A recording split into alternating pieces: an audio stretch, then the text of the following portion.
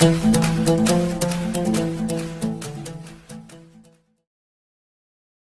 दोस्तों, आप सभी लोगों का स्वागत है आपके अपने परिवार फ्यूचर ऑनलाइन क्लासेस सोनपुर में। आज हम इस वीडियो में आप सभी लोगों को सीटेट जनवरी 2025 के एग्जाम के सिलेबस के ऊपर बात करने वाले हैं, जिसमें हम आपको संपूर्ण जानकारी देने वाले हैं। और ऑलरेडी हमने आपको अभी तक आपके सीडीपी, ईवीएस और आपके इंग्लिश के सिलेबस का डिस्कशन किया है। और अभी हम इस वीडियो में आपको जो है हिंदी के सिलेबस के ऊपर बात करने वाले हैं। आप यहाँ पर देख सकते हैं सीटेट जनवरी 2025 पेपर 1 के लिए स्पेशल है, लेकिन मैं आपको बताना चाहूंगा पेपर 2 का भी सिलेबस लगभग आपका यही रहता है। तो जो बच्चे पेपर 2 देने वाले हैं उनके लिए भी सिलेबस ये मददगार रहेगा, और जो 1 देने के लिए है तो उनके तो काफी मददगार है। अभी हम इस वीडियो में आपको संपूर्ण जानकारी बताएंगे। ऑलरेडी हमने आपको सिलेबस के ऊपर चर्चा किया है, और आपको कैसे तैयारी करना है, कैसे आपको 30 नंबर स्कोर करना है, इसके ऊपर हम बात करेंगे। चलते हैं तो आगे बढ़ते हैं। सबसे पहले मैं आपको बताना चाहूंगा कि आप सभी लोगों को पता है कि सीटेट का जो एग्जाम होता है, जिसको हम लोग शिक्षक पात्रता परीक्षा बोलते हैं, जो कि आपका क्वालिटी के लिए चेक करने के लिए होता है कि आपके अंदर शिक्षक बनने का गुण है या नहीं है। इसमें आपके जो है 150 प्रश्न होते हैं और 150 मार्क्स के आपके एग्जाम होते हैं। इसमें आपका निगेटिव मार्किंग क्या होता है कि नहीं होता है। निगेटिव मार्किंग आपका जो होता है क्या होता है, नहीं होता है। Negative marking no. क्लियर है। अगर मैं आपको बताना चाहूंगा कि सिलेबस की हम बात कर ले तो आपका सीडीपी से 30 प्रश्न, आपका ईवीएस से 30 प्रश्न, हिंदी से आपका 30 प्रश्न, और आपका इंग्लिश से 30 प्रश्न, और आपका मैथ से 30 प्रश्न। अब देखिएगा, जो ये आपका हिंदी है लैंग्वेज 1 और इंग्लिश 2 है लैंग्वेज 2। अब अधिकांश बच्चे जो है लैंग्वेज 1 और लैंग्वेज 2 में फंस जाते हैं। तो मैं आपको बताना चाहूंगा बिहार में जो लैंग्वेज 1 और लैंग्वेज 2 है, यानी लैंग्वेज 1 और लैंग्वेज 2 कहने का मतलब है कि आप एक टीचर बनने जा रहे हैं और आपको अंदर जो है किस भाषा का ज्ञान है। अगर आपको हिंदी का ज्ञान है हिंदी लेंगे, इंग्लिश का ज्ञान है इंग्लिश लेंगे, उर्दू का है तो उर्दू लेंगे, संस्कृत है तो संस्कृत लेंगे। किसी 2 भाषा का ज्ञान आपके पास होना चाहिए। तो अब वह 2 भाषा कौन कौन लीजिएगा, तो बिहार में मुख्य तौर पर 4 भाषाएं ज्यादा प्रचलित है। आपका है इंग्लिश, हिंदी और आपका संस्कृत और उर्दू। अब अधिकांश बच्चे जो होते हैं बिहार में हिंदी और इंग्लिश लेते हैं, कुछ बच्चे हिंदी और संस्कृत भी लेते हैं, कुछ बच्चे हिंदी और उर्दू भी लेते हैं। अब ये 4 लैंग्वेज पेपर में आपको कोई 2 लेना है और आपको अपने अनुसार लेना होगा। इससे कोई मतलब नहीं है टीचर बनने, कोई भी ऐसा नहीं है कि हम उर्दू ले लेंगे तो हम हिंदी के टीचर नहीं बनेंगे, ऐसा कुछ नहीं है। आपको केवल यह पात्रता परीक्षा पास करने के लिए लैंग्वेज का चयन करना होता है। तो आपसे निवेदन है कि आप जो है इसमें से कोई 2 को लीजिएगा जो कि आपका लैंग्वेज आता हो, जिससे आप नंबर स्कोर कर ले। हमारा मेन जो ये लैंग्वेज पेपर का उद्देश्य है वो हमारा है नंबर प्राप्त करना, बस। समझ गए ये बातें। अब हम आगे बढ़ते हैं। उससे पहले मैं आपको बताना चाहूंगा कि जो ये आपका सीटेट में हिंदी का जो आपका सिलेबस होता है, ये आपका दोनों के लिए लैंग्वेज 1 मतलब कि पेपर 1 और पेपर 2। पेपर 1 यानी कि 1 to 5 के लिए, 1 to 5 के लिए और 6 to 8 के लिए। यह बच्चे जो है डीएलएड वाले दे सकते हैं, 12 वाला, और ये बच्चा ग्रेजुएशन वाले दे सकते हैं। सॉरी 1 मिनट, थोड़े से लाइट की प्रॉब्लम आ गए हैं। चलिए, तो ये बातें हो गई। अब यहाँ पर जो है हम बात करने वाले हैं कि जो ये आपका हिंदी है, इसमें आपका जो है 30 नंबर होते हैं। इसमें आपके क्या होते हैं, आपके जो है 30 नंबर होते हैं, और ये आपके जो होते हैं 2 सेक्शन में बटे होते हैं। और इसमें आपके जो 2 सेक्शन बटे होते हैं, पहला आपका होता है लैंग्वेज, पहला आपका होता है लैंग्वेज, और दूसरा आपका होता है आपका शिक्षण शास्त्र। शिक्षण शास्त्र। अब मैं यहां पर आपको बताना चाहूंगा कि जो ये 30 नंबर बटा है लैंग्वेज से आपके जो है, लैंग्वेज से आपके जो है कितने प्रश्न पूछे जाते हैं, 15 क्वेश्चन पूछे जाते हैं। और ये शिक्षण शास्त्र से जो है 15 क्वेश्चन पूछे जाते हैं।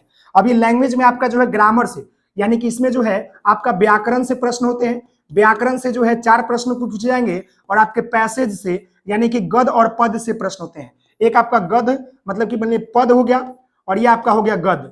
समझ ना, इससे आपके जो है प्रश्न 6 और इससे प्रश्न आपका यहाँ पर 5।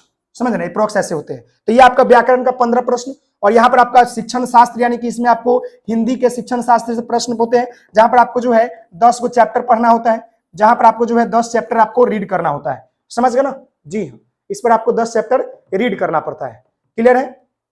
1 मिनट थोड़ा समय दीजिएगा मुझे, 1 मिनट जी। चलिए मैं आगे बढ़ता हूं, ये समझ गए। अब आगे हम बढ़ेंगे। जो ये आप समझ गए कि 30 नंबर, जो 30 नंबर हमको चाहिए वो कैसे आता है। तो पहला 30 गो तो हमारा नंबर जो है लैंग्वेज से आता है, और 30 गो शिक्षण शास्त्र से। अब हम इसको एक्सप्लेन बेहतर तरीके से कर देते हैं। चलिए अब यहाँ देख सकते हैं सीटेट एग्जाम। अब यहाँ देखिएगा हिंदी भाषा और शिक्षण शास्त्र, तो हिंदी भाषा की बात करेंगे और शिक्षण शास्त्र की भाषा करेंगे। तो हम यहाँ पर जो है हिंदी लैंग्वेज की बात करेंगे। हम यहाँ पर जो है हिंदी लैंग्वेज की बात करेंगे। तो ये लैंग्वेज से देखिएगा तो आपका ये हिंदी ग्रामर से जो है 4 गो प्रश्न पूछते हैं, और ये आपका जो होता है अपठित गद्यांश और आपका अपठित पद्यांश, यानी गद और पद। जैसे कि आपने देखा होगा कि आपको ऐसा दे देता है, यहाँ पर आपको एक ऐसा पैसेज दे देगा, यानी कि आपको कहानी दे देगा, एक कहानी दे देगा और इससे 4 गो या 5 गो प्रश्न पूछ लेगा, समझना। और यहाँ पर एक कविता दे देगा ऐसे कर एक लंबा सा कविता दे देगा ऐसे। यहाँ पर एक कहानी वाला पूछता है और यहाँ पर आपको एक कविता वाला पूछता है, समझ गए ना। इसी तरह के प्रश्न होते हैं। तो आपका जो ये हिंदी भाषा है ना, इसमें आपका हिंदी व्याकरण से 4 प्रश्न और अपठित गद्यांश से आपका 6 प्रश्न और आपका अपठित पद्यांश से 5 प्रश्न, 6 5 11 4 15, ये 15 प्रश्न आपके जो है इससे पूछे जाते हैं। और 15 प्रश्न जो होते हैं शिक्षण शास्त्र से पूछे जाते हैं, जिसमें आपको 10 गो चैप्टर का अध्ययन करना होता है। तो यहाँ पर देखिएगा ये शिक्षण शास्त्र है, जिससे आपका जो है 10 गो चैप्टर अध्ययन करना पड़ता है और इससे आपको जो है 15 नंबर का क्वेश्चन पूछे जाते हैं। क्लियर है। तो पहला चैप्टर हम जानेंगे यहाँ पर अधिगम एवं अर्जन। और मैं आपको बताना चाहूंगा हिंदी और इंग्लिश का चैप्टर जो होता है ना, दोनों सेम होता है, वहां पर इंग्लिश में और यहाँ पर हिंदी में। बस ये बहुत अच्छी बात है।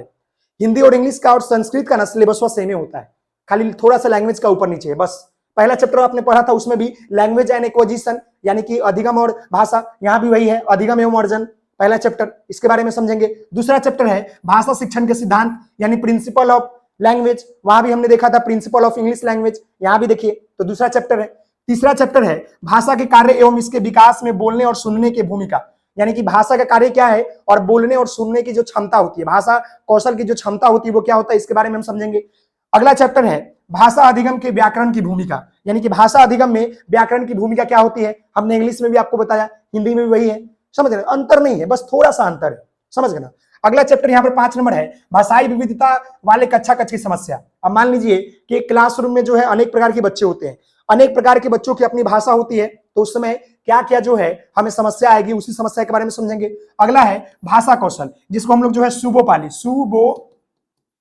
बोलते हैं, समझ ना, सुबोपाली, जिसको LSRW बोलते हैं, यानी कि सुनना, बोलना, पढ़ना, लिखना, ये 4 जो है बेसिक स्किल होता है किसी भी लैंग्वेज को सीखने के लिए। इसको बोलते हैं लिसनिंग, स्पीकिंग, रीडिंग, राइटिंग, समझ गए ना। आगे बढ़ते हैं तो भाषा बोध, जिसमें सुनना, बोलना, पढ़ना एवं लिखना में प्रवीणता का मूल्यांकन, यानी बालक जो है किसी भाषा बोध कैसे विकसित करेगा, यानी सुनना, बोलना, पढ़ना, लिखना में कैसे वो प्रवीणता लाएगा, यानी बेहतर लाएगा, समझ गए ना। अगला है शिक्षण सहायक सामग्री, जिसको TLM बोलते हैं, यानी हिंदी विषय पढ़ाने के दौरान जो भी हम वस्तुओं का प्रयोग करते हैं उसी को हम लोग बोलते हैं शिक्षण सहायक सामग्री, जो कि हमारे शिक्षा व्यवस्था को बेहतर करता है, समझ गए ना। जैसे कि हम मान लीजिए कि हम यहाँ पर पेड़ पौधे के बारे में बता रहे हैं और गार्डन से 2 पेड़ लेकर चले आए, उसके बारे में बताएंगे बच्चों को, तो अच्छा तरीका है, समझ गए ना जी। अगला है उपचारात्मक शिक्षण क्या होता है, उपचारात्मक शिक्षण के बारे में समझेंगे।